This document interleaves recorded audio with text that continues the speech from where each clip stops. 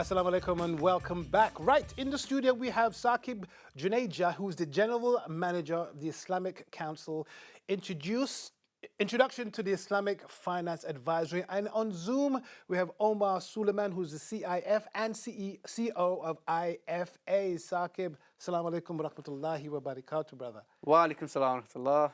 How are you today? Alhamdulillah, good to be with you, Khalil. Alhamdulillah. Right, you're here to help us to some degree as well demystify Forex. Is that correct? Well, Umer will talk about Forex. Yes. Because that's his forte. But I'll talk about the IFA. Thank you. Yeah. And I'll talk about why we did it and put it together, so I can help you with that part. Thank you very much. Please take the floor. Okay. So, so the IFA, so Islamic Council generally has been looking at enabling people to live with Islamic guidance, Sharia guidance in their lives. And there is a massive need for that, for Muslims who live as minorities in countries where they don't really have Sharia as a system that they can turn to for guidance. So they need it for their family life, obviously for the marriage, and the nikah is done according to Sharia, and the divorce, etc. But also a major area where people need Islamic guidance is in finances. Because in Islam there is the idea of what is riba, what are transactions that are acceptable, transactions that are unacceptable according to the faith. So people need that guidance. So an entire division under the Islamic Council was put together, and that was led by Sheikh Sajid Umer. We've got Umer Suleman here, who's part of that, who'll be able to answer some questions. But the whole objective of the Islamic Finance Advisory was to be able to enable people in all financial aspects that require Sharia guidance, to be able to give them that guidance. So whether it's certifications of products that are Sharia compliant, zakat, for example, is given to this cause as a zakat cause. Is that certified as that is zakat? That's another thing that IFA do. Educational events around things that one will talk about today, but then also adjudication between disputes that parties might have, company disputes, financial disputes, wills, inheritance, all of those other things. So that in a nutshell is IFA. I understand you organize some events around this particular topic. Can you tell us about some of those events, inshallah? Yeah, so we've got one that is coming up hopefully on the 11th of November here in London, where it's on the screen. Is it on the screen? Oh, yep. Fantastic! Yeah, Decoding Forex, and that's a really important one at the moment that we're looking at. So you can see up there the different speakers that we're talking about how Forex trading works and what the Sharia and Islamic guidance around it is, unpicking and understanding how the whole thing actually makes sense from a Sharia perspective. Should you do this? Should you not do this? And we want to take people through it. Now, that's an example of some of the different areas that we want people to understand. So previously, there have been courses, and I know Umer was involved in one around home ownership. If you're going to navigate through this minefield of understanding an Islamic mortgage, or that's something else that we've put a course out there on. And there have been a number of other ones around finance, Islamic finance. I think there's a bigger course that's planned in future just around understanding the entire, beginning to end one-on-one on finance, Islamic finance, how it works. But this is a big one.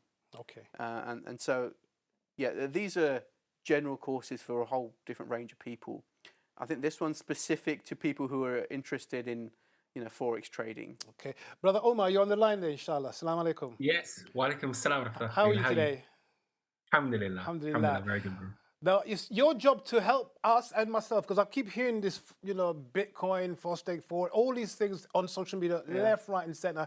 People are pushing it so hard, but I'll be honest with you, I haven't got a clue what they're talking about. So could you please demystify it, break it down for us so somebody like me could understand what exactly it is? Okay, all right. So obviously the course is going to go into all of this in more detail, but what we wanted to cover was actually trading in foreign exchange. Foreign exchange normally denotes two different types of currency. Why it's so important for us to understand this is because of the ease at which we can now transact and trade. So you'll probably be used to, if you're going abroad, maybe you want to change pounds for, I don't know, dollars or reals or rupees, whatever it is, right? Now that's a transaction that you're going to do for your usage whilst you're abroad. And sometimes they'll have different rates. So sometimes maybe the rate that you get for reals is 5 reals to the pound. And other times you go and it's 4 reals to the pound. So you're like, okay, I've got less reals, right? Now that's one transaction, and your intention isn't to make money, but it's to use the reals when you go abroad. Now, imagine if you had a large amount of pounds and you're looking at the market and you're looking, wait a second, it's going to go from 4 to 5 reals in a short period of time. So I'm going to buy lots of reals. And then when it goes up, I'll make that difference. So between 4 and 5 reals, that's a 20% increase. So Forex trading essentially is the pairing of different currencies with the intention of making money. Now, why it's so important, especially today, is because, as I said, there's the ease of access in trading now. Lots of people have mobile phones, not everyone, and you can trade through these phones and you can buy and sell currencies. And there are people who will teach you how to do this online. And look, from a financial market perspective, the forex industry is worth $7.5 trillion a day. Massive. There's a lot of money there and a lot of money that can be made. And so for we as conscientious Muslims who want to be economically active and we want to make money without our community being left behind, need to know how to navigate this as well as all of the other great stuff IFA is doing. I wanted to know the course you put together. Why did you put that particular course together? Has it been able to help a lot of people, sort of understand what they need to do? Well, look, we've broken down this course, first of all, to explain how Forex actually works. What is it? Demystify it completely. As you've said, like, obviously, I can't do justice to it here. What does it mean? What are the different types of Forex? Who are the different players? What are the different ways you can do it? How do you do it? Right? So make sure everyone understands how does it work. But then more importantly, actually, is layering the Islamic understanding on top of it. Just because something is lucrative doesn't necessarily mean it's halal, right? And just because you may do something in one particular way doesn't mean then to do it in an organized way is permissible either. What we want to do is actually take people through all of the steps and then let them understand Islamically where we stand with this. It's so important, especially when there's lots of money to be made. What we don't want is for our youth, for people generally thinking, wait a second, we can make money at any cost. And from the cradle to the grave, our entire life needs to be led in a way that's pleasing to Allah. And our financial transactions are central to that fact. So the course is set up like that. Understand how Forex works, then Islamically how it works. And this is so important. I just want to say something about the co-presenters on the day. May Allah bless them, Sheikh Fuad and Sheikh Sajid.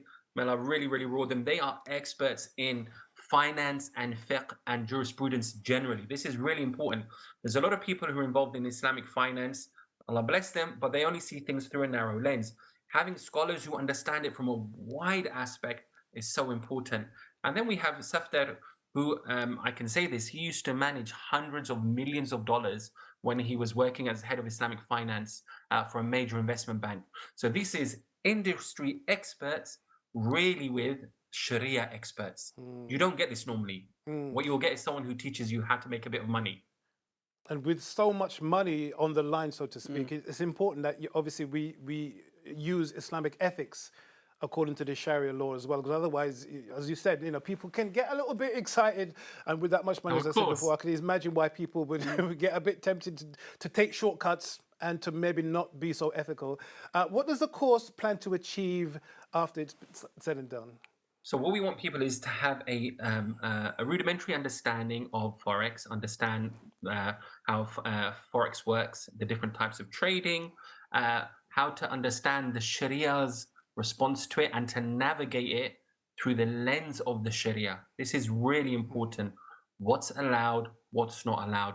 The Sharia doesn't come to inhibit people. It comes to actually help people grow and navigate life with the Sharia. So we want people to have that understanding of it.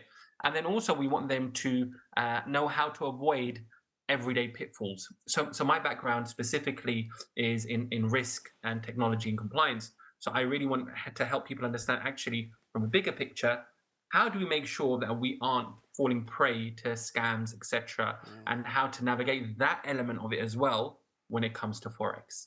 You know, on the point of scams, because somebody hijacked my Instagram a couple months ago and embezzled a lot of money of one of my relatives, you know, posing as myself.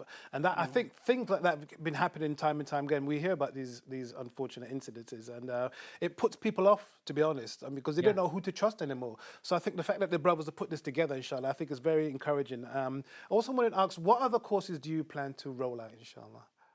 So immediately after this, sneak preview premiere. We want to do one specifically on e-commerce because, as we said, IFA was set up not just to help people understand Islamic finance and how to navigate in today's life, but actually help people live their life in the way that society is moving. Society's moved digital now, right? And so a number of transactions are happening, millions of transactions happening in seconds, and we can all do them through our phone. How do we navigate this? How do we ensure that if we are doing online businesses, that they meet the requirements of the Sharia, right? So the next one is going to be on e-commerce, how to navigate e-commerce with the Sharia, inshallah. I suppose this is a bit of an obvious answer, but is there any interest involved in what you're doing in terms of the Forex? Because I know people are going to be concerned about things like that. And how do you navigate around that? How do you avoid the pitfalls of interest? Interest, you mean riba? Riba, yes. Yes, yeah. So riba obviously can be involved in Forex, right? Without a shadow of a doubt, in an obvious way and in an unobvious way, right? So obvious way is when you're borrowing money and then you're trading with it. The unobvious way, I'm really sorry, but I'm going to have to say you have to attend the course to find out because we're going to go through it in detail. The reason I don't want to say it is because if I just throw it out there, the problem is if I just throw it out there, people won't understand the context. And I want people to, and they need to have that building block of understanding riba and then how it's applied. You know, this is part of the challenge. You see, like I said, with risk, if you say something's risky, then suddenly they see everything through the lens of risk. So you have to say things in a very measured way. If we say it has riba in it, just like that, then suddenly people will be worried about their normal transactions, and we don't want that. We're not here to, scare people, but just to educate them, inshallah. There is at the moment, Khalil, there's an early bird. We've just launched it, the course. Yeah, so if people go to the website, www.ifadvisory.org, that's where they can get a book onto the course.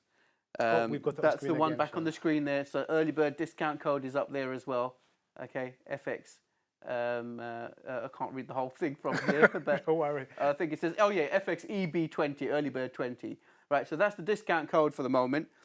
Go to that website and people can book onto that and, inshallah. Can you, without giving too much away, because I don't want you to get out of business just because we're on the show, can you give us some real examples of how you've been able to help people with your advisory services?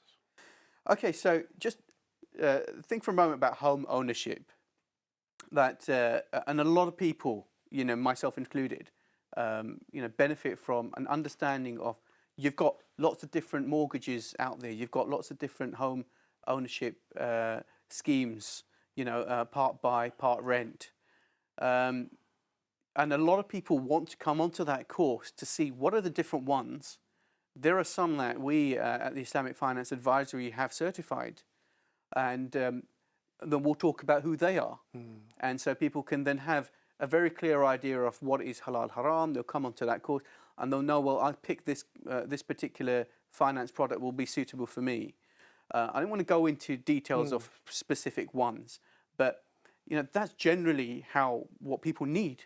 People need to know, we're going to navigate through this. We're going to buy a house. We've got married. We think that now's the right time for us to buy. We've got a bit of money. What do we do with it? How do we buy it? Connected to that. Yeah, so go ahead, Umer. Yeah. I was going to say you can actually connect to this is really important because look, home ownership is one that most Muslims are worried about. But you see the IFA, because of its kind of hosting by the Islamic Council, where they actually deal with lots of disputes from a marital perspective as well, family life. Now you see the two, this is where they meet. a couple, they're looking to grow there and start their life together, and they want to buy a house. Otherwise, they're going to fall into marital disputes. You see, the scholars who are only involved in one aspect of this, so either in finance or just perhaps marital disputes, they will judge things based on that. With the scholars' experience across both, they would actually meet them and say, wait a second, in some circumstances, it's better for you to, if you have that mortgage, stay with it, right? Because of the impact it'll have on the family life, right? And others will say, no, depending where you are, you have to get, you have to get rid of it. That level of nuance isn't normally seen, right? To be very open with you, because it's actually looking at the impact of that ruling, not just in individual transactions, but what it's doing on a community and a societal level. This is really important because we have to have that wide lens. Something may be permissible between me and you, but if it becomes normative, then actually it's corrosive to society. And so you have to have scholars that have that in-depth view and that bird's eye view that they can go in. So the IFA looks to do that. So on a practical level, it's helping with that. We've also worked on black taxis in the UK. This is really important, subhanAllah. If you to have a black taxi in the UK, you can now have it, buy it with halal, genuinely halal finance. So for a lot of black cabbies out there, where it's an innovative mechanism where it's done on a profit share basis. So this is really important. I'd really like the audience to take this way about Islamic finance advisory versus Islamic finance as a whole. You see, Islamic finance as an industry has been around for a number of years, maybe 30 years. But the problem is the comfort and confidence levels in it is very low because the products haven't been different to conventional products. And so people have become disheartened in it. And so what we're really trying to do is bring it back to the genuine outcomes that the Sharia wants, which is not just having something that maybe be called halal, looks, smells, tastes like a conventional product. And how do we understand that? So that's what we're trying to do. I'm glad that you both mentioned the scholarship of it, the Sharia side of it as well, because people at home, again, they're going to want assurances that it is done Islamically. How did you go about finding the scholars that could actually deal with this many tentacled beast? Very important question.